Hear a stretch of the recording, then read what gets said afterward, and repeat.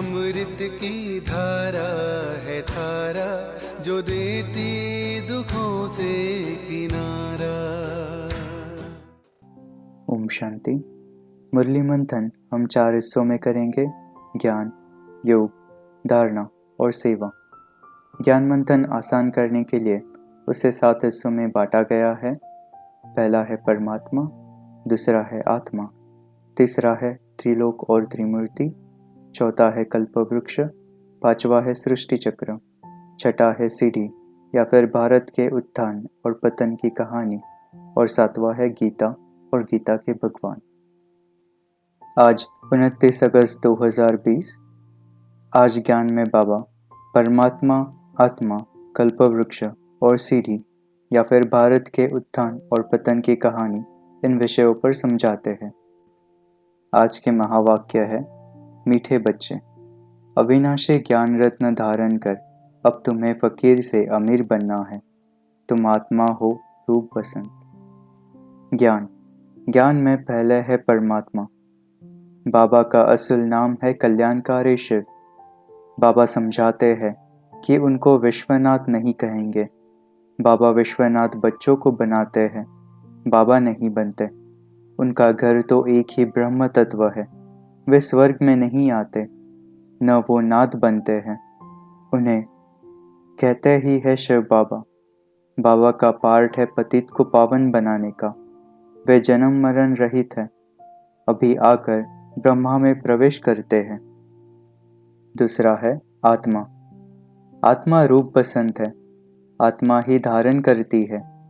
शरीर तो विनाशी है। शरीर को आग में जलाते हैं, आत्मा को नहीं। आत्मा तो अमर है। आत्मा ही तमोप्रधान बनती है, अब फिर बाप की याद से सतोप्रधान बनते हैं। तीसरा है कल्पवृक्ष। जानते हैं हमको घर जाना है। भारत की सेवा कर दैवी राज्य स्थापन करते हैं।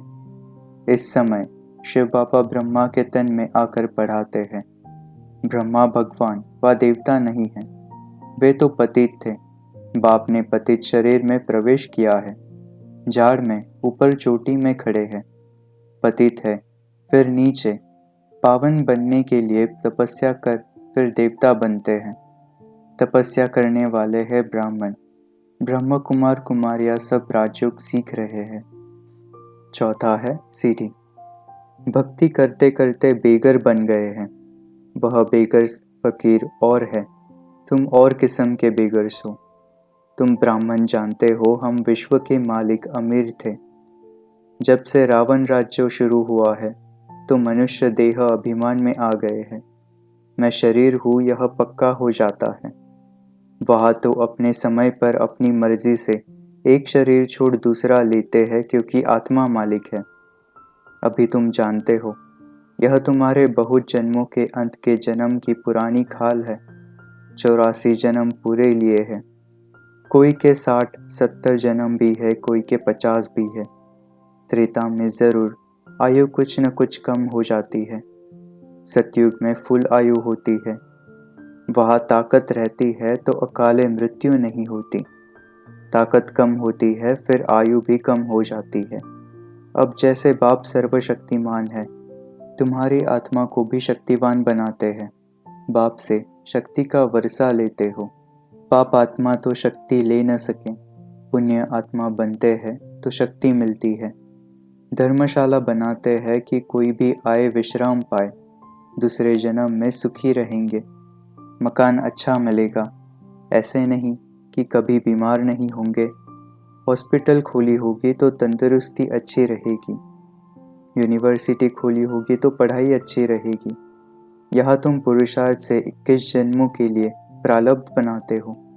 बाकी वहाँ हॉस्पिटल, कोर्ट, पुलिस आदि कुछ नहीं होगा। वहाँ वजीर भी होता नहीं। ऊंचते ऊंच खुद महाराजा महारानी हैं। राय तब मिलती है जब बेअकल बनते हैं, जब विकारों में गिरते हैं। रावण राज्य में बिल्कुल ही बेअकल तुच्छ बुद्धि बन जाते हैं, इसीलिए विनाश का रास्ता ढूंढते रहते हैं। खुद समझते हैं हम विश्व को बहुत ऊंच बनाते हैं, परंतु यह और ही नीच गिरते जाते हैं। अब विनाश सामने खड़ा है। मूल बात है याद की, जिसको ही भारत का प्राचीन युग कहा जाता है। आगे के ऋषि मुनि कहते थे, रचयिता और रचना के आदि मध्य अंत को हम नहीं जानते। इन 5 विकारों ने ही तुमको बिल्कुल वर्थ नॉट ए पेनी बनाया है। अभी यह पुरानी दुनिया जलकर बिल्कुल खत्म हो जानी है। तुम सब नंबरवार पुरुषार्थ अनुसार भारत को स्वर्ग बनाने की तन, मन, धन से सेवा करते हो। गांधी जी तो ऐसे नहीं कहते थे कि श्रीमत पर हम राम राज्य स्थापन करते हैं। यहाँ तो इसमें श्री श्री 108 बाप बैठे हैं।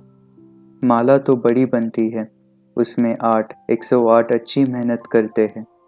रुद्र यज्ञ होता है तो सालिग्रामों की पूजा भी होती है। जरूर कुछ सर्विस की है तब तो पूजा होती है। आत्माओं और परमात्मा का यह मेला है। गायन है, आत्मा परमात्मा अलग रहे बहुकाल। इनका भी अर्थ वह नहीं जानते। तुम अभी जानते हो। हम आत्माएं बाप के साथ रहने वाली है। वह आत्माओं का घर है ना। अभी तुमको रास्ता बताया जाता है। ज्ञान का तीसरा नेत्र तुमको मिलता है। तुम सृष्टि के आदि मध्य अंत को जानते हो। तुम्हारा नाम है स्वदर्शन चक्रधारी। याद की यात्रा से और सृष्टि के आदि मध्य अंत को जानने से ही हम चक्रवर्ती राजा बन जाएंगे। फिर उतरना शुरू होगा। फिर अंत में बाबा के पास आ जाएंगे। श्रीमत पर चलने से ही ऊंच पद पाएंगे। योग पवित्र बन। याद में रहने से ही शक्ति मिलती है। योग बड़ा अच्छा चाहिए। याद में नहीं रहेंगे तो मुरली में भी वह ताकत नहीं रहेगी। ताकत मिलती है शिव बाबा की याद में। याद से ही सतोप्रधान बनेंगे, नहीं तो सजाएं खाकर फिर कम पद पा लेंगे। उठते बैठते पतियों के पति बापों के बाप को याद करना चाहिए।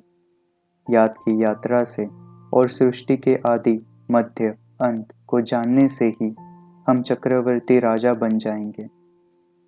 धारणा पहला, अच्छी रीति पढ़ना है, धारण करना है। अब पुरुषार्थ करना है कि हम पहले पहले सतयुग में आए। यह ख्याल करो, हमारी आत्मा सतोप्रधान थी।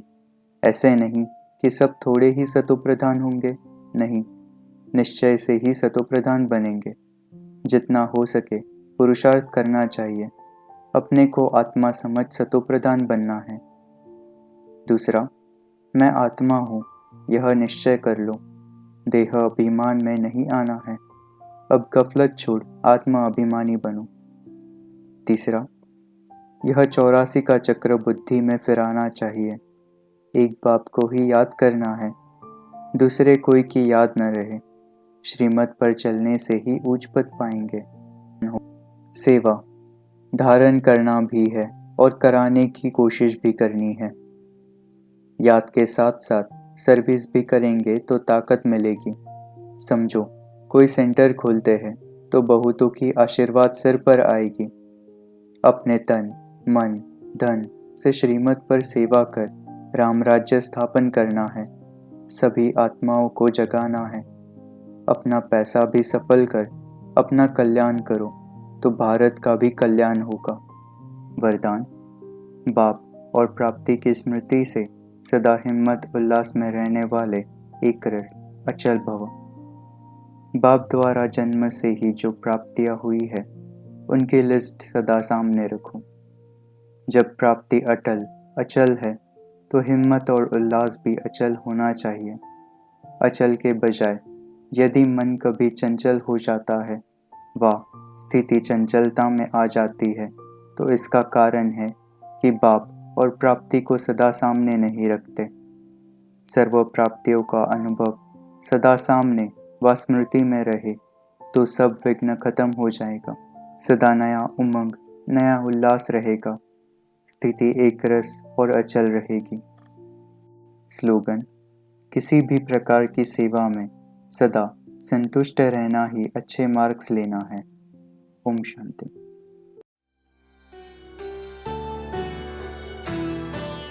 मुरली अमृत की धारा है धारा, जो देती दुखों से किनारा। मुरली अमृत की धारा है धारा, जो देती दुखों से किनारा।